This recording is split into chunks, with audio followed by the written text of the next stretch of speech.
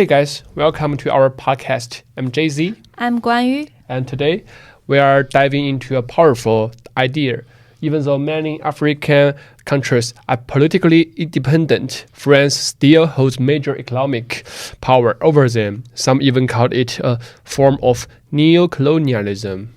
Yeah, that's our key question. How it is possible that colonialism ended decades ago, yet its economy's shadow still lingers?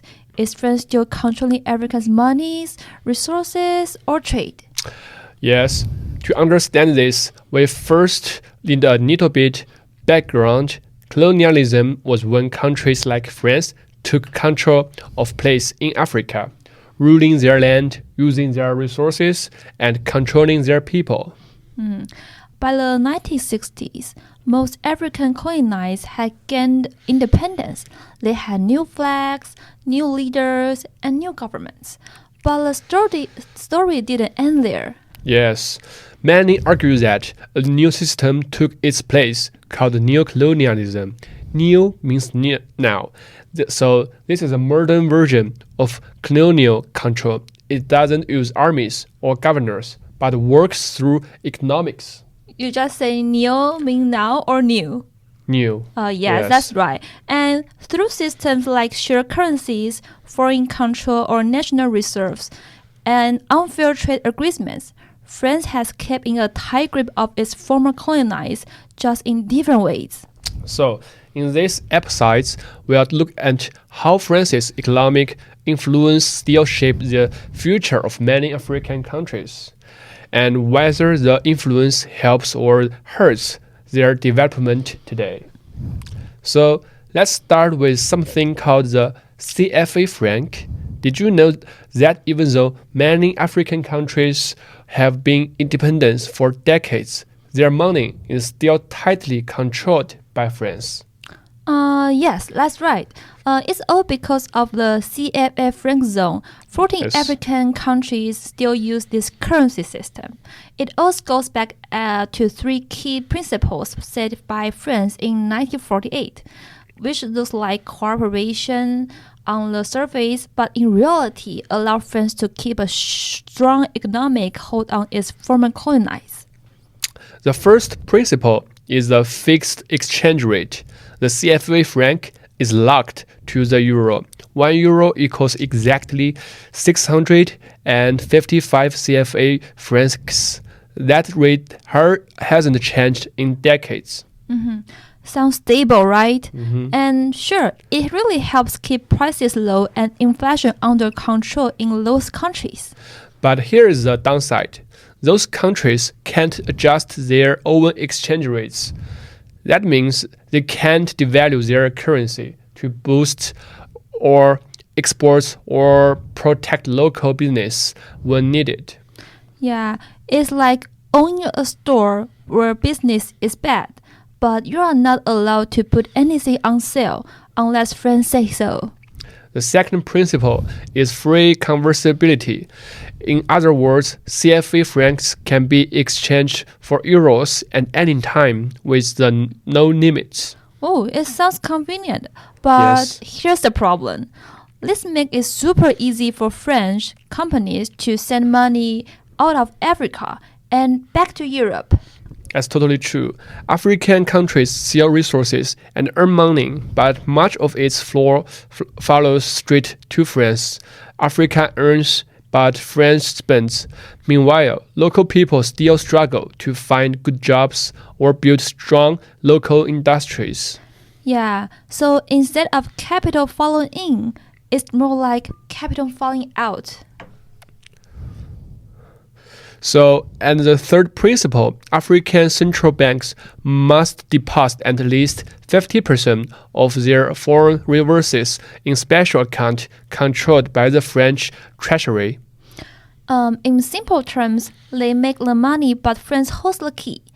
Even major economic decisions are made under the influence of France's central bank.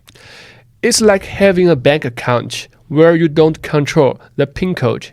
You've got a central bank, but you don't fully control it. And next, let's talk about trade and resources. Africa is incredibly rich in natural resources. Those include oil, gas, diamonds, and important minerals. Yeah, historically, France has had special access to these resources in its former colonies. Think about uranium from Niger, which is used for nuclear power, and oil from Gabon, cocoa from Ivory Coast, which is used to make chocolate. And often, big French companies such as Total Energies for oil and gas or formerly Arena for nuclear fuel are the main one taking those resources out of the ground. The problem is how this trade works. African countries often export these raw materials, like cocoa beans or crude oil, at low prices. They don't have many factories to process them into finished goods. Then, they often have to import expensive finished goods from France or other developed countries, things like chocolate bars or gasoline. So they sell cheap and buy expensive. Yeah, this kind of trade imbalance makes it very hard for African countries to build their own industry. If you are only selling raw materials, you are not creating as many jobs or generating as much wealth as you could by producing and exporting finished products. Yes, and let's look clear at Niger. It supplies about a third of the uranium used in French nuclear power plants. Those plants generate more than 70% of France's electricity, but at the same time, only around 15% of Niger's own population has access to electricity. Yeah, that is a powerful example. French companies extract high-value resources, but the profits mostly leave the country. Local people see very little of the benefit. Yes, so this system tends to benefit France, which gets cheap resources and a market for its expensive goods, while African economics struggle to grow and diversify. Yeah. Another way France maintains influence is through things that sounds positive, like development aid and cooperation agreements.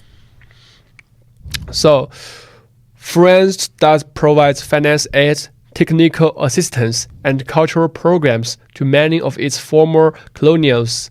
On the surface, it looks like to a helping hand, but it's important to look at the details and the impact. Yeah. For example, a lot of French aid can be what is called tied aid. This means the African country receiving the money might be required to spend its goods or service from French companies. Think about infrastructure projects such as roads or ports.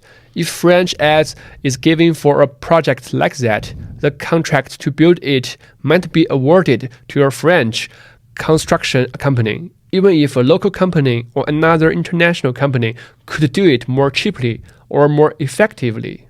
Yeah, let's take Senegal for example. France helped fund the regional express train known as TER, which connects Dakar to its suburbs. The financial came partly from loans and partly from development aid, but most of the construction work was done by French firms, and many of the materials was imported from France. So while Senegal did get a modern train system, the long-term economic benefits to local industries and workers were limited. A lot of money circled right back to foreign hands. Yeah, this shows how even aid can reinforce dependence. Countries take loans or support, but don't always build local capacity or gain control over their own development. Sometimes budgetary support, which is money given directly to a government's budget, comes with conditions. For instance, a country might be required to privatize its state-owned enterprises. Those businesses can then be bought by foreign, including French, or investors. Yeah, in the end, French banks, institutions, and even non-government organizations often become deeply involved in African economies. They can influence policies and development priorities in ways that align more with French interests than with local needs.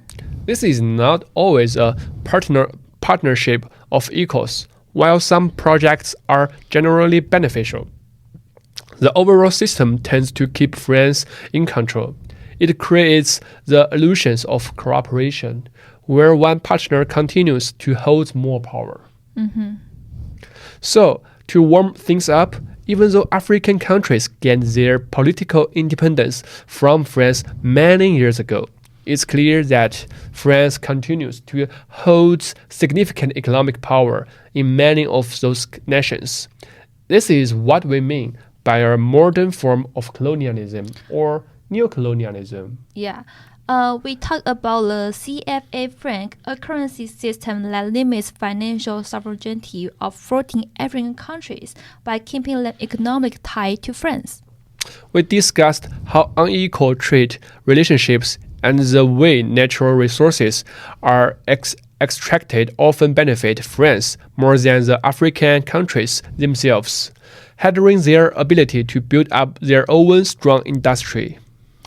And we just explore how even things like development aid and cooperation agreements, which sounds positive, can be used by France to maintain its influence and ensure that economic and political conditions remains favorable to French interests.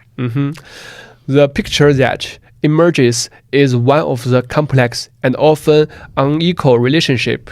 It highlights that true independence is not just about having your own government, but also about having control over your own economic and resources. Yeah, understanding this dynamic is crucial. The future for many African nations will likely involve finding ways to reshape these economic relationships, not just with France, but within the wider global financial system, to achieve genuine economic self-determination. So, we'd like to leave you with a question to think about it. What do you think it would really take for former colonials to break free, not just politically, but economically, from their former colonizers? Yeah, let's think about it. Thank you for listening. Join us next time for more global issues. See you next time. Bye-bye.